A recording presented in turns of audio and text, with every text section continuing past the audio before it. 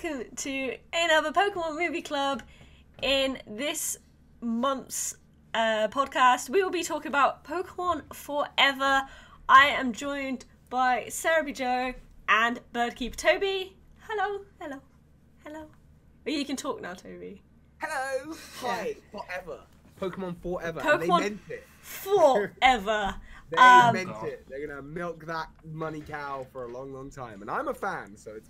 Yes. This one's a little bit harder to find. I think it's just licensing and copyright stuff.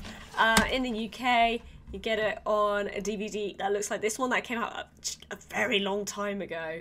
And there has since been like a dual DVD Blu-ray. I think it might be on Blu-ray in like a triple pack.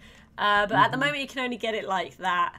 And it's on very few streaming services online. In America, I did find on Pokemon.com it linked to Amazon, Google Play and iTunes, but this is not the case in the UK, so I don't know what it's like elsewhere in the world. But yeah, licensing's a little bit funny for this one. So if you haven't watched it, that's how you can watch it. And spoiler warning. Spoiler warning for this show if you haven't. We will be not holding back.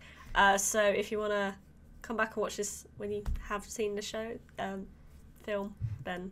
Do you know what I like? When this came out on VHS, you know, back in the day... I never had this on VHS. I only had the first three. Yeah, you know how movies often have, you know, taglines saying, "This is an amazing romp from start to finish," and things like that? Yeah. What the VHS had was "Kids Will Love It" by the Film Advisory Board. That's a great sales pitch. Yeah. We should try and find that. I want to see that. But before we get into the... Oh, I get to do a dramatic reading. Oh yeah, you can do the dramatic reading of the back. All your favourite Pokemon characters are back and are joined for the first time by the legendary Pokemon Celebi and Suicune in this latest exciting Pokemon adventure. In order to escape a greedy Pokemon hunter, Celebi must use the last of its energy to travel through time to the present day. Celebi brings along Sammy, a boy who had been trying to protect it. Along with Ash, Pikachu and the rest of the gang, Sammy and Celebi encounter an enemy far more advanced than the hunter left behind in the past. This new enemy possesses a Pokeball called a Dark Ball, which transforms the Pokemon it captured into evil and far stronger creatures. When Celebi is captured, the fate of the entire forest is threatened. Let Pokemon Forever transport you to a world of adventure as Ash, Suicune and the rest take action to save the day.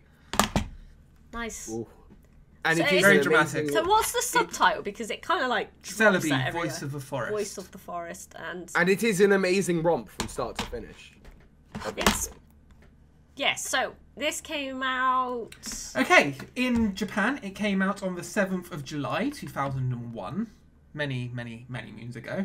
And it came out in America in October 11th, 2002. It was the first movie to not be published by Kids WB. It was published by Miramax, which is a subsidiary of Disney. Is it subsidiary? I think it's a subsidiary. And they did the 4th, 5th, 6th and 7th movies. It had limited theatre run. And where were we in the anime arc and game release cycle? It was just before the Well Islands arc of Johto. There was around an episode where Kecleon appeared. Well Island, so that's... After the 5th gym in... No, it was just before the 5th gym in Johto. So just before Cyanwood City. Right. And what about games? Because the Pikachu short, we'll talk about more in a minute. You say the Pikachu short had Gen 3 Pokemon in it? Yes, it was the first... Well, it wasn't the first introduction. They were revealed in an event revealing Pokemon Advance back in March 2001. But it features Azurill, the pre-evolved form of Marill. It features Kecleon, and it features Wailmer. And it aired around the time an episode featuring Kecleon aired in Japan called The Kecleon Caper. And was that the short the first time we'd seen these? In the Pokemon? anime, yes. In the anime, so we might have seen them... Just in, like, publications, like Koro and things like that. But they were revealed with Pokemon Advance, as it was called, back in March 2001. 2002, so what?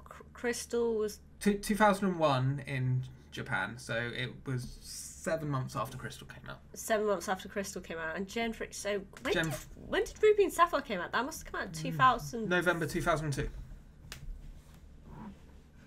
In America. No, in Japan. In Japan. So, and this came out in 2001. Yes. And the games didn't come out until 2002. Correct. That's quite a long time. Yes, this was before the time of short reveal cycles. That is quite a long time. I'm quite surprised by that because I don't think. When did we get Ruby stuff? Like 2003? Yeah. 3, 4, yeah. July 2003. Yeah, because I thought that 2002 was too early. I definitely didn't have Ruby and Sapphire when I was 12. So, a few new Pokemon. And obviously, we didn't get the Pikachu short in any dub. They kind of stopped doing them. I haven't seen it. No, I haven't seen them. It was based on... Well, Joe, tell us about the Pikachu short. Okay, the Pikachu short is called Pikachu's Peekaboo. And it features Ash's Pokemon, Misty's Pokemon, Brock's Pokemon in a maze which you'd find in places that, I mean, this is Hedge very maze. huge. Yeah. Maze, like Longleat. If you're in the UK, you know Longleat. And basically involve them trying to find their way through it. And just having lots of fun along the way. I kind of want to see it, but can't. Yeah, I'm not sure if there's any way for us to see it. No. It's a shame a lot of the Pikachu shorts got kind of lost in time. Some of them didn't get dubbed. Yeah. And didn't get dubbed. Not like it would take much effort to dub them because they just say their names. This is certainly the first generation where I don't really remember. I remember one with Wynut and the Peachy Bros. That's in the next one. It's the next one. That's, I think, the last... Yeah, that's right. That's the last one I remember ever seeing. That was the last one, which was tied to a movie in the West. Oh, well, there you go then. There you go. Yeah. What did you guys think of this film? What did you guys make of it? I think Joe should talk about the trailer.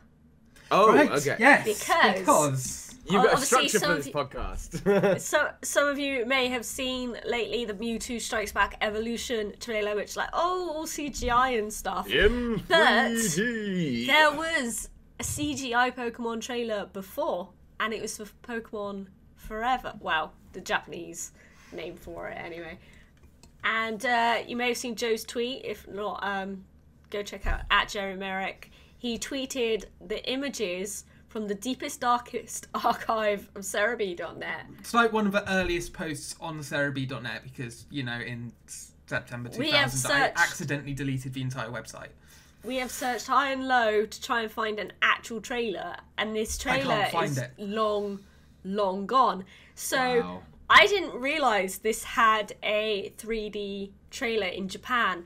When we were watching this earlier today, on the special features, there are theatrical trailers, and it shows the English one first, American one, and then after that it showed Japanese one, and part of the Japanese trailer, they were 3D animating stuff on a computer, which obviously this film isn't 3D. They were 3D animating Celebi, and, well, it's not.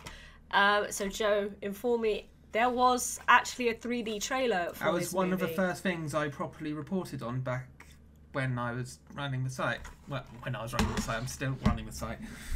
But so yeah, check out the pictures so back you know then, what we're talking a lot about. of people thought this movie was going to be the last movie. I mean, they had no logical reason to think that, but because of that and the 3D CGI, people were like, oh, this is going to be the final movie, and they're making it 3D CGI.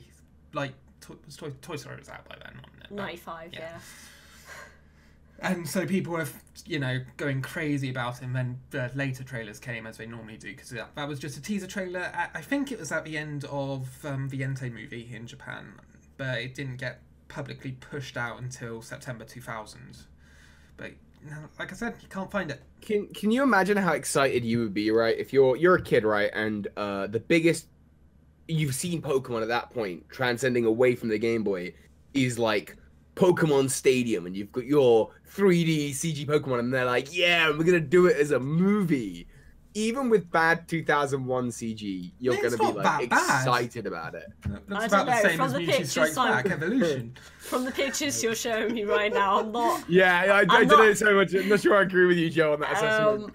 But it's it's definitely different, and it shows Pokemon running around a maze. And as we just discussed, the whole we didn't really say what the mini. Oh yeah, we did. Pikachu's Peekaboo. Yeah, it was about Pokemon in a maze. So this makes more sense for the Pikachu short than it does the actual Celebi But film. that's quite common with the teaser trailers. Like in one of the early teaser trailers for the Volcanion and Magiana movie, it ends with Pikachu in like a clockwork thing, and that's like teasing Magiana. So they do a lot of teases for other elements. But if you saw this trailer, you'd think the whole thing was CGI. It's a little bit. That's why misleading. I was hesitant about saying that the Mewtwo Strikes Back Evolution movie is full CGI. If it wasn't for a deleted tweet from one of the animators, I wouldn't have jumped to that conclusion. Yeah, I think it's safe to say that with Evolution anyway now, because they're doing wacky and crazy and random things. But no, the whole 3D trailer thing was very interesting. So I learned something today because I never knew about that. Right, so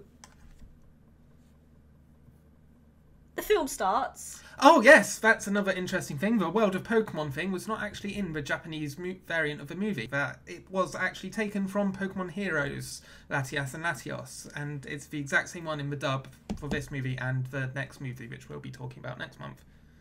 Where Brock narrates it, yeah. Ah, interesting. Oh, the intro, yeah. I liked those intros a lot. I love the World of Pokemon intros. Something really, really nice. Emotional. And, It it makes you gets feel you nice. built up, yeah.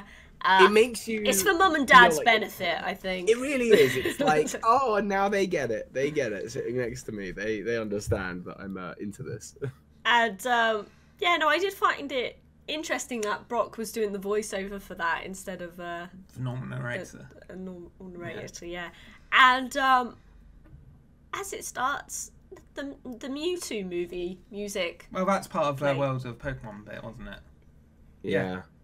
Yeah. And it was nice. If I'm remembering rightly from that clip, doesn't Porygon show up? Porygon does show in it. It's the only time it's appeared in the anime since It was Pikachu's fault. Okay.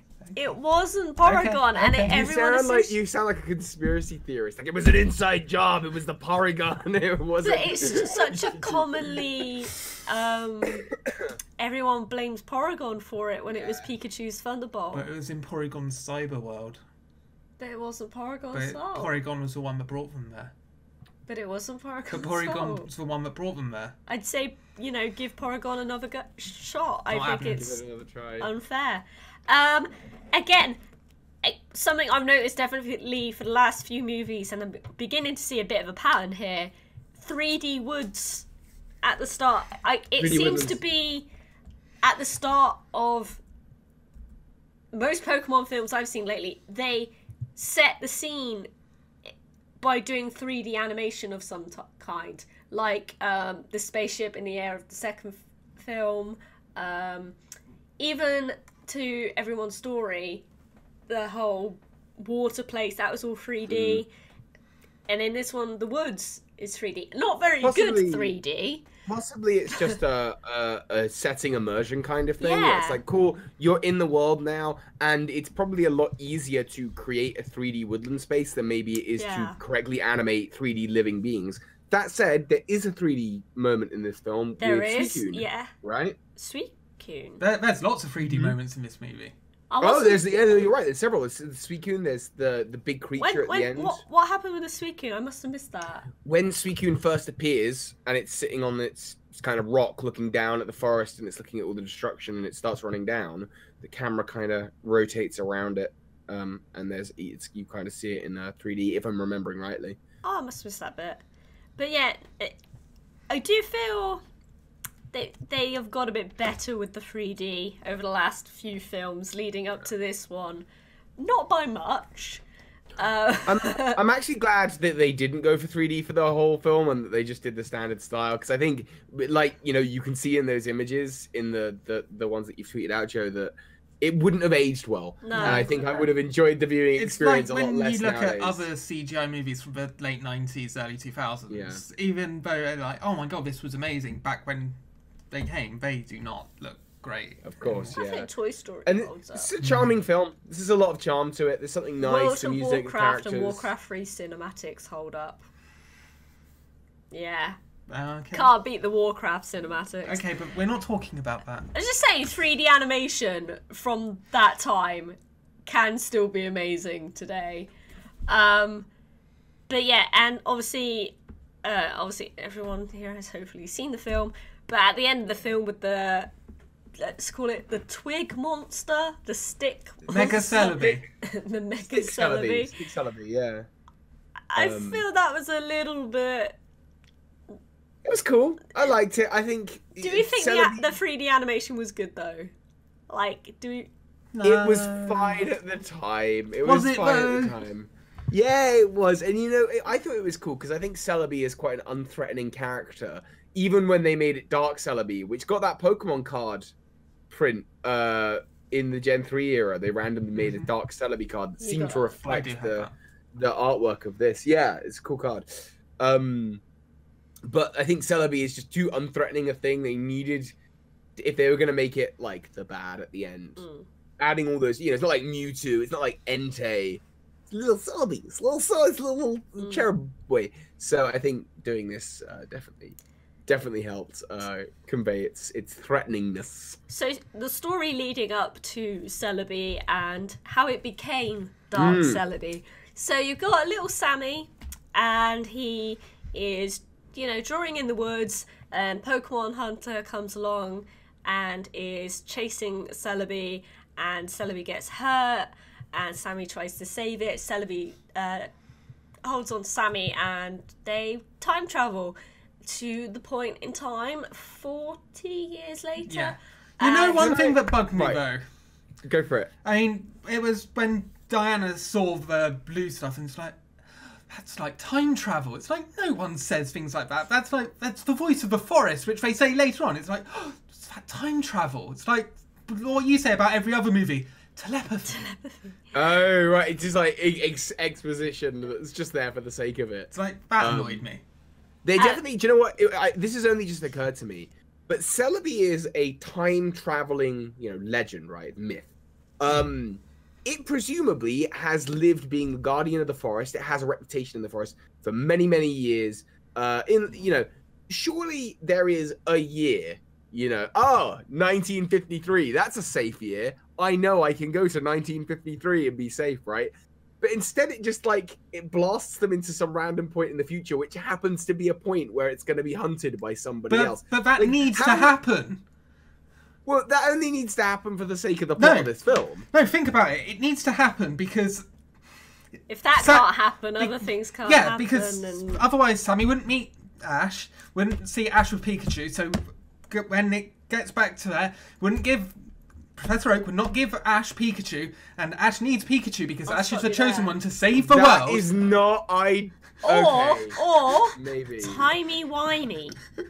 Actually, there is something in here. There is something in here, which is... So there is a paradoxical loop about the Pokedex and Pokeballs. Yes. Both of which Oak is said to have a hand in creating. But when you look at the Orange Islands episode, The Ship Full of Shivers, there's the pirate ship from 200 years ago, which sank. I know. That's got proper Pokeballs. It's like, it's a really weird thing. But definitely Oak, as a young trainer, sees Ash Ketchum's Pokedex and Pokeballs, and then goes into the past again, and creates those things. And so it's a bootstrap paradox where he's got these things. The weird thing is, though, is to me this film, you said it like it's supposed to be set just before the 5th gym battle, but what I find interesting is it's so clearly, to me, the story is supposed to be attached to Azalea Town in some way. Like, I think if they hadn't already passed that point, I think that's something I want to bring up. Actually, there is one thing which we haven't brought up. The GS Ball. The GS Ball is brought up? Because originally, GS Ball was meant to contain Celebi in the... Yeah, well, they said that, wasn't it in the marketing, that they were going to have the GS Ball have Celebi, and then they ditched that plot and ended up with this. I think if this film had happened sooner, this would have been in Ilex Forest. Yeah. This would have been the GS Ball. The whole invention of the Pokeball ties into Kurt quite heavily, and Kurt is someone who Oak knew as a kid. So I think had timings been different, this would have been a slightly different story, and we would have seen that relationship. That Oak knew Kurt as a kid. Mm-hmm. You know that? Yeah, that's certainly in the games. Do we he knew know as a kid. that Oak grew up in Johto and moved to Kanto? Because this is what I was thinking. It's like, okay, so Oak... Spoilers, Sammy is Oak. Oak grew up in... What? But it was so did ambiguous. Oak grow up in Johto? Oak's family, no. Because this is set in Johto. Oak has... it is a renowned family name. I think his grandfather was the first Pokemon professor. If I'm remembering, this is either in the show or the manga. It depends what canon you want to go for. I think this is manga. This might be manga stuff, but his grandfather was a professor in Pallet Town and was the person who put Pallet Town on the map. His father or brother is like the postmaster of Pallet Town or something. This is definitely manga. This might all be manga nonsense. I'm not sure about this. But it's been a while since I read it. I've done a lot of research on Oak. He does know a younger Kurt. Maybe he did live in. Or he's just traveling. But I think he's just traveling. And you know, he has Charmeleon, right? Yeah. So chances are he came from Kanto and Charmeleon. Unless Professor Oak was the one that brought Bulbasaur, Charmander, and Squirtle into Kanto. Little. Who could say? Who could know? But yeah, so obviously there's a bit of Pokeball continuity problems, and yeah. So as backtracking a bit, they time travel 40 years into Stain Forest again, and Ash, Misty, Brock finds Sammy unconscious on the floor. They take him out of the forest for help, and then the woman who Sammy did know, it's like, oh, you've returned, and her granddaughter is like, her daughter is like the same model, isn't she? Pretty They're like much. very similar models. Yeah. Yeah. And then they just try and go back and try and help Celebi, and then the very same Pokemon hunter comes back, and obviously there's this bad guy on screen now with a Dark Ball, and he creates this Dark Ball, and it makes the Pokemon stronger and evil, basically. Can we talk about how impractical his helmet is, with the hole in the very middle of his, and then his hair just sticks out of it? It's just a very impractical helmet. It's a very anime helmet. I mean, yeah, I was going to say anime in general, characters are quite impractical outfits. He was a cool villain, though. He was a really cool villain. He is a cool villain, yeah. No, I agree with you there. And he's in Team Rocket. He is. He's Team Rocket, the Iron Mask Marauder. Oh, and that plot point. Oh, go on.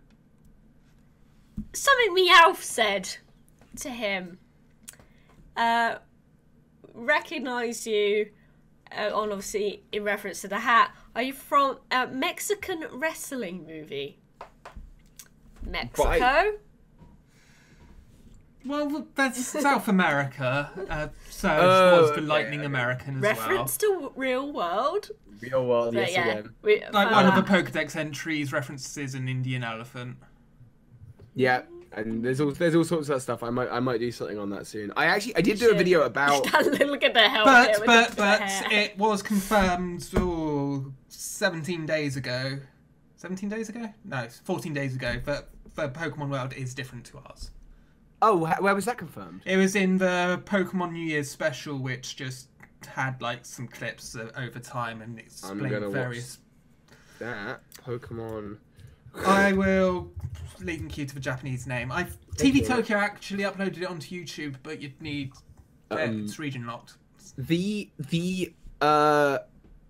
actually did do a video about this guy, about the Iron Mask Marauder, and the plot point of what his Dark Balls do is reference, like it comes up a number of times in the Johto arc. There is Professor Namba has created Rage Crowns, which are these items that he puts on Team Rocket Pokemon, and it makes them dark, it makes them stronger, like that kind of thing. In the games, Pokemon Colosseum and XD, these are essentially shadow Pokemon in the anime. Mm-hmm. And it's very in tune with like even the dark Pokemon in the card games. I mean, that's essentially what the Celebi is it seems to be that there is this consistent bit of lore across all different Pokemon canons, which is if you can remove the emotions from a Pokemon and make it its dark form, it can become stronger. And then that's what these really cool looking Pokeballs do. Yeah. And the Pokemon cards, the Team Rocket cards, are dark. The Yes. Team Rocket set was the first to introduce dark Pokemon. Yeah. Yeah, there's the dark Pokemon. But then I guess on the flip side of that, they're supposed to be light Pokemon, which But there are light Pokemon. They were introduced in Neo. a lot less, yeah. I don't want to say Revelation. Discovery? Can I moan about one the after flying No, not boat? Discovery. Because I You just can if you like. I just don't think, like, so they're on the boat, and then it's waterfall, and then it turns into a hot air balloon boat thing, blimp. I don't know what you want to call it. In the movie And- 2000. And then it's like how, and then he manages to park it quite gracefully in the treetop village. It's like, you would not be able to park that So- thing. It would do what it wants to do. It was just too perfect. Oh, People it was, can park Zeppelins. I'm not buying it as the decent, and like steering it as well. It doesn't look like you'd be able to really steer gust it. of wind. Yeah, would- one yeah. gust of wind and that would be it. You could say the same for Zeppelins. Yeah, But people managed to pilot them without them being Well- blown away by a gust of wind. they're Yeah, they're actually, bigger yeah, what's and your issue heavier. here, Marty? Well, I'm sure they'd be bigger and heavier than this. The entire point flying- of Zeppelins is that they're lighter than Okay, air. the Well, one time a Zeppelin appears in the anime, it burns down and falls to the ground. Any kind of flying boat works perfectly. It happens in this movie, it happens in the movie 2000, Yeah. she flies a boat. So stop complaining about I'm flying just boats. not a fan of flying boats. Okay, if but I'm clearly being they're honest. far more effective than your Zeppelins. Stop it. Just not a fan of flying boats. You're gonna use the rudders. Celebi gets hurt, and Celebi needs healing, so they take it to a pond, The Lake of Lights. lake, to drink some water. Body of and, water. And then it's fine again, and then it flies around with Ash and Sammy for a bit, and So then weirdly, at that point, Celebi should have just gone, oh, thanks, I'm better now. Okay, I'm going to return this kid, and I'm going to go back to my own time. but instead it ends up getting kidnapped, and it just, you know, Yeah. it all goes down, and Celebi goes evil, makes the Mega Celebi Twig Monster thingy, and after that, can I just say, the main battle scene, as it were, it wasn't too overwhelming, because one thing I have found with some Pokemon films is when it's like, in the later films, where it's like, let's get every legendary in there for one big battle. It's like, there's too much going on. And I just kind of get a bit, I don't know, bored. I really liked that this film had, actually not one, but two very organic Pokemon battles in it. It had the opening one with Ash and the other guy, and then Crobat comes along and is like, yeah, Oh yeah, you're that gonna come guy. back to me." It's called Dundee, and he's got an Australian accent. So Dundee. That's definitely not a stereotype. And then there's him and Sammy have a battle against Sneasel and Scizor, and those are two really cool Johto Pokemon, and it just like. And at least it was a Sammy really used nice- the Charmeleon. Yeah, and it was like a proper Pokemon Then battle, Ash sent and out a Bayleaf. that doesn't happen often enough. Yeah, that was bad move, Ash. Yeah. Yeah. Sammy knew. well, yeah, Professor Oak. Spoilers. And then he's also got his Tyranitar, and then I like that rather than just stand there gawking, Brock is like, yeah, go Onyx, let's have a battle, let's get involved, and he's into it. Like, it's nice. But yeah, I definitely felt the battles weren't too drawn out and long, and that, like, there was like two sides. There wasn't like a million legendary Pokemon in there, and I just it retained my attention for longer. But we'll get on to my problem with massive legendary fights in other films. Sure. So then Celebi's a bit worn out after that, and kind of dies. Oh man, it shrivels up. It and all it's really shrivels sad. up, and the picture will come up soon, and it's all sad, and everyone cries, and the water wasn't working, so you know Suicune comes in because Suicune shows up and is like, oh, Pokemon Crystal is on sale. yeah, yeah, pretty much. It's like Let's go. it's like, hang on a minute, yeah, Suicune doesn't really have much Suicune purpose is in this just here film. to sell Pokemon Yeah. Crystal. And Apart- then... It kind of clears the water, but Celebi's still dead. And then Can I ask? it opens from the sky. Can I ask why is Suicune so big in that picture? Someone mentioned since when is it Clifford the Big Red Dog? Because I don't think that's an actual Suicune picture is- from the actual film. Then the sky opens and loads and loads of Celebi come out of it. Cue Or do Joe they? with what his issue is with this part of the film. Stop singing! Stop singing! Don't get claimed. You get claimed, yeah. Did you know what? And So that's such a- Joe's problem with this part, the Celebis, one Celebi from every port of time, or one Celebi. many. If So the you Celebi- think it's one Celebi? If the Celebi I think it's one spoke, Celebi. if but we from could hear different the points of Celebi... time, like the Doctor. Because, okay, so here's the thing. We've already established that the bootstrap paradox is a big part of how this version of time travel works, where, you know, no one created the Pokedex. Professor Oak made the Pokedex because he saw Ash have the Pokedex, which, you know, and that's how it's all circular. So we already know that's how the time travel works. So there's no reason that Celebi can't save Celebi so that it can go back in time to save Celebi. But if you It's have the same too Celebi. many... By logical time travel things, if you have too many of the same person in the same place, you like rip a hole in the space-time continuum. No, why? Yeah. Why? Because sci-fi says Because so. sci-fi. Because sci-fi said so. Yeah. Nah, there's no reason that they can't all just be like, "You're right, me. You're right, me. You look handsome. You too." There's no reason Fez. that can't happen. Like, Reverse the it's polarity. You're confusing the polarity. You're reversing it. The only way we could have been able to tell for sure is if Celebi spoke, because in the Japanese anime, unlike the dub anime, every Pokemon of the same species has a different voice. Right. Okay. So, Like Mewtwo. like Mewtwo, like Pikachu, like everything. Like they're Onyx. doing- There's an episode of on Onyx Island. There's like 5 different Onyx in it. They've all got different voice actors.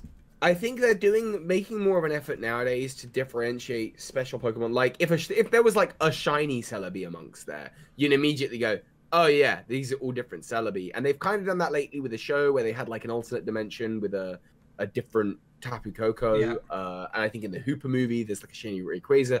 And I think it's like because there's always been that question of how many of a legendary Pokemon Yeah. are there, This which is something that's I'm always doing a video on right now.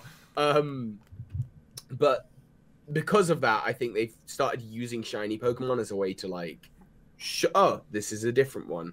But I guess they. I didn't mean, do that this that time. The does make sense in Mewtwo, the Tapu Mewtwo Koko one, anyway. obviously, this. I'll Right. bring this up back when we get to the Genesect. Yeah, the movie, Mewtwo but one, right? The Mewtwo thing annoys me because obviously, in the OG film, a very masculine voice, but the next Mewtwo's a girl, and that was like, oh, hang on a minute, because in my head, in my 9-year-old brain, there's only one Mewtwo. Someone Surely else they just must tried have to replicate need- the experiment. But that's never been said. Yeah, You yeah. just has it. Well, it's been implied. But there's Has nothing. it? It's Yeah, nothing because it was a concrete. different lab. There's nothing concrete to say that they made another Mewtwo. The fact that it exists. But yeah, but it Well, I was think just, to me, that's it's like there was something- only one Mewtwo, there's and two for Mewtwo. legendary Pokemon. Okay, look Okay. at the game. I assume most legendary Pokemon there's only one. No, of. that is not true at all in the anime. That's definitely not true. But I in know terms it's of definitely not Mewtwo- true, but as I was In younger, terms I of would Mewtwo, assume Joe, there'd I be get only what one. you're saying. I get what you're saying, but you only really get to assume that like after watching the film Yeah. or during watching the film. You have to go, oh well, I guess there must be 2 then. But like Yeah. up until You that don't point, think you have there's been more led to than- believe there is only one. Yeah. Because that's Oh, I Mewtwo guess was you didn't pretty watch much the prologue to that movie then. No, I didn't, Joe. I didn't watch the prologue to that movie. And mythicals, I wouldn't assume there's more than one Mew. There's many shaman. If But no, there is more if than one Mew. Celebi is the voice There's more of the than one forest, is it one Celebi per forest then? Well, I said the voice Well, of that forest. exactly. I think Yeah. So with I most think legendary Pokemon, it's more it's than There are multiple Celebi. I Celebi think has there's more appeared than- many times, and this movie is the start of what I call the abuse of Celebi. oh here we go. In this movie, Celebi gets choked by the Ironmask Marauder. In the next movie it's in, it gets choked. In the episode in the Battle Frontier it appears in, it gets hit in the head by a tree. Abuse. He's not done yet. There's a Pokemon Chronicles episode, but it didn't get, beaten in that. So... But 3 out of 4, Yeah. 3 out of 4. So Joe thinks they've got it in for Celebi. But they are different. 100%. There's a really cool Easter egg appeared in Let's Go to do with this movie. You know what it is? The Professor Oak's in it? No. So the notebook that Sammy writes in, the same notebook is in Professor Oak's lab in Let's Go Pikachu and Eevee. It's on the top of the back wall, right-hand shelf. The same notebook that's in this film that Sammy draws in. So the exact same graphic. And it's a one-off. It doesn't appear anywhere else in the game. It's just on Professor Oak's shelf, and it's a little reference to this movie. That's exciting. It's very cool. And it really annoyed me, because I didn't see that until I was doing my Let's Go Easter Eggs video, and I was like, oh wow, I've just noticed that, and no one else seemed to have noticed it. And I went, and because we got to play some of the game early, I went, hang on, was it there when we played it 2 months ago or a month ago? Did you get that footage? It was it was part of that footage. It was like, it was there, just no one had spotted it. I didn't spot that. It's a really well hidden Easter egg, but it is there. It's in our old footage. If you go back and look at what we played when we played the game early, that's awesome. It's there, and it's really cool. Because obviously, when Ash and Sammy are like friends, because they're both like say 10, they get on really well, and Sammy couldn't sleep, so he does a little doodle of a Celebi and Pikachu sleeping by the fire. I love the image. I love that image as well. It's a good image. So, Joe, why don't you tell us how the movie concludes and the differences this between... movie is actually the only movie where it actually has scenes added in specifically for the dub. The first scene of which is the call to Oak at the start, when they talk about they spotted Suicune. Basically, in the Japanese, it just ended with Ash's muck just, doing its hug of Professor Oak and Tracy coming in to try and stop and then saying goodbye. I wonder if I should have told him. Let me get there!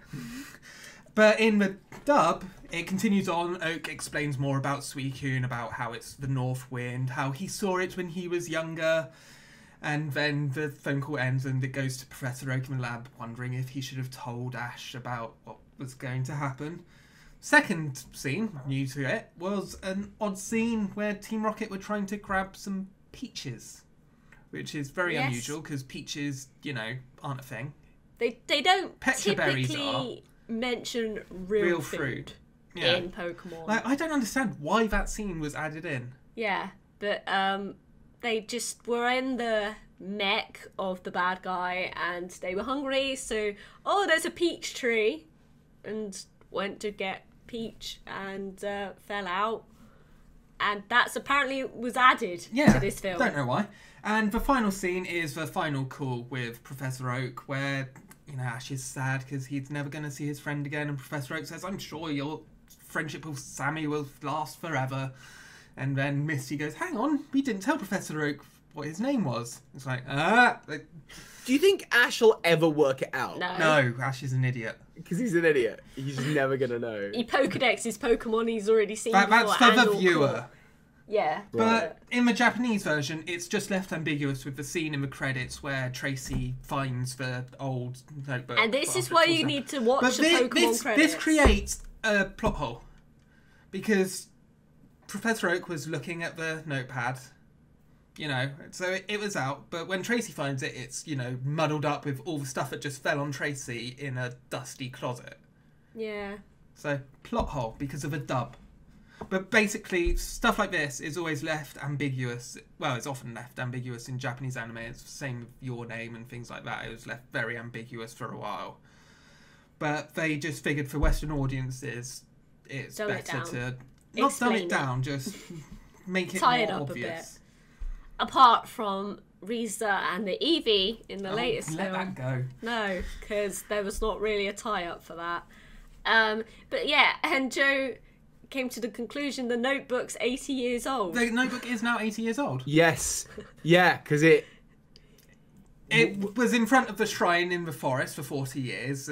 well, it was looked after by Diana. Then Diana gave it to Sammy, and Sammy was drawing in it and everything. And then Sammy travelled back in time, and then it went through those 40 years again. So that notepad is 80 years old. Which is why the picture of Celebi and Pikachu didn't look so good. Well, that would have been 40 years old. That's just so weird and so fascinating. That... Because it was drawn after the first 40 years. Yeah, but when Tracy was looking... Oh, yeah. The other pictures... It still didn't look in good shape, though, really. But yeah, like, always watch these credits. The stuff that ties up in some of the Pokemon credits. So yeah, I think that's fascinating that they added all that in for the Western, and it wasn't that way in Japan. So, But you can tell when you see it, because the quality is different. The quality of the imagery is... it's worse on those scenes. It's noticeable. At least it's noticeable to you me. told me afterwards. I didn't notice. You need your eyes checked. Okay, so yeah. I think that's all of my notes here. Is there anything you guys overall? I mean, I'm just doing the usual looking through IMDb reviews of the film, and genuinely, they're actually quite positive. I have come across one that was, hang on, where is it? Oh, where's it gone? It was like, oh, here we go. There is one that is a 1 out of 10 here that just says, wow. This movie bored the pants off me when I saw it. Bland, pointless, and unmoving. Apparently, Ash and Co. can travel through time with the help of the spirit of the forest, Princess Mononoke much, and they meet a dorky kid named Sam, and the plot begins. Plot in little, and they just really hammer it on it. But Ash and that never did reviews... Yeah, Ash did travel through time. Only Sammy did. Well, not in this movie, anyway. But yeah, most of the reviews are actually pretty positive, and people saying it's a decent enough Pokemon movie. It's actually one of my favorites. I think there's something weirdly charming. The scene where the Metapod are evolving, and Sammy's up at night and drawing. And I think that scene, for some reason, is a real standout for the movie. And like, you know, I think about that. I think about a villain who, while a little bit over the top with a very impractical bit of headwear, is still an interesting villain with cool, you know, he's got cool dark Pokeballs, he's got Tyranitar and Sneasel and Sizzle, like, he's got all the edgelord Pokemon, basically. Meanwhile, you've got, you know, Celebi, okay, Suicune, okay, you know, whatever, they're there, but it felt not as formulaic as more recent Pokemon movies have been. It still felt like... Well, the more recent ones have been getting the more better. recent ones. Not the latest years. Like, the more recent years have been quite good. But the black and white and X and Y ones. Yeah, like, they're that mid-zone where it was all just a little bit like, oh, okay, it's a bit the same. But we'll get to them. And no Pokemon other than Meowth talked. Yeah, no telepathy. No telepathy. There's no telepathy. Telepathy is on 0 today. So, yeah. Come out as a win. Which Celebi could have got away with because it was psychic type. Psychic type. Interestingly, I didn't notice until like I was much older that the rare hunter at the beginning from 40 years ago is the rare hunter that the Iron Master Marauder is threatening 40 years later. He literally says that. It like literally cuts between it, and I didn't realize as a kid. He even says it. He even says that's why the Iron Master Marauder is attacking him. Yeah, well, this is the place where I found Celebi. Literally says that. Well, I don't... Pay attention. It's been 40 years. It's been 40 years. You'd assume he'd have moved on and got another, you know, an upstanding career in, you know... stealing Pokemon. In other fields, you know? He could have reformed. He could have had a whole life. He could have been like the Rocket Grunt from Unova, you know? Joe? Yeah, I enjoyed it, obviously. Other than the fact, if it wasn't Celebi. Yeah, I'd enjoy it. Yeah? Yeah. What's your favourite part? No. Right, and on that note, obviously it's not a perfect film. What Pokemon movie is though? Yeah. I don't know. We got some good ones. Pikachu. Ah, Detective Pikachu. I can't wait. I'm so excited. Yeah. If you haven't seen, they just released like loads of information about Detective Pikachu merchandise and the So Pokemon I just TCG saw that that's coming out. since this has started, this podcast, I opened that up on Twitter and saw your tweets, and I'm really excited, and I want every bit of merch Same. in the line, and I'm gonna be inquiring as to how I can get them to be in Same. every bit of video. Why is it all so good? It looks so good. It's stunning. It's stunning. I'm so I excited. got excited because I thought they were making a bag, but it turns out it's only the patches. So I'll buy the patches. I'll buy a bag. I'll put the patches. I'll buy a on. new bag because I just know. bought one of those spray ground. But I want all of the merch to do with this. I especially want that wall mount, the fresh coffee. Yeah, wall mount. see the thing about the fresh coffee stuff is like, yeah, I like that stuff. We don't drink coffee, so I feel a bit weird wearing something that says coffee on it. Well, I do, and I will buy every bit of merch. I don't eat Pokemon, and I wear stuff which says Pokemon on it. It's not the same. It's not the same, Joe. Anyway, this film, because I'm sure we'll be raving a lot about Detective Pikachu in the coming shows, and yes, and a full show in May. This isn't a perfect film. I felt it wasn't too overwhelming with the amount of Pokemon in it, and like the legendary, the big battle of the film, as it were, was easy to follow. You could relate to it. You felt bad for Celebi. It was just nice and easy to follow, and the whole like Professor Oak thing and it being Sammy, I love that. I think it's great. I have such nostalgia for this movie because it was when the site was just getting going properly. Yeah, it's this and the next one. It's definitely up there with my favourite of the 20 odd Pokemon films. That's for sure. So I give this film thumbs up. Thumbs up. Yeah.